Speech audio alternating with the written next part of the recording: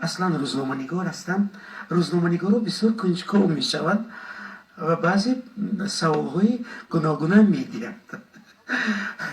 من یک سوال داشتم.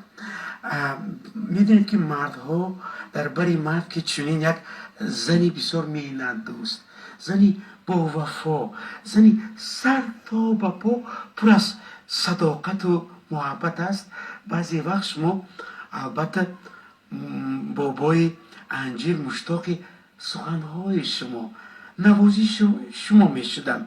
آنگاه شما چیکار میکردید؟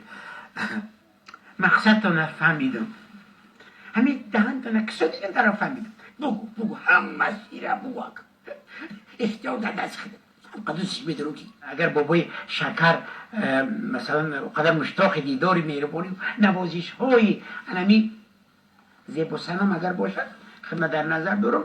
همین یک تا نای داشت، همون نایش هم میگرفت و همین خانه جای خوبی خودش نای نواخته میگرفت. نای میگیم تو تکش بگیم همون رو میراق من همین رقصیده بعد پیش میومدم و سخنهای شیرینش میگفت. من نمیخید راست میگه همین نای میگرفتم که تو که می نواختم رقصیده پیش میومد خونه میدرمد. البته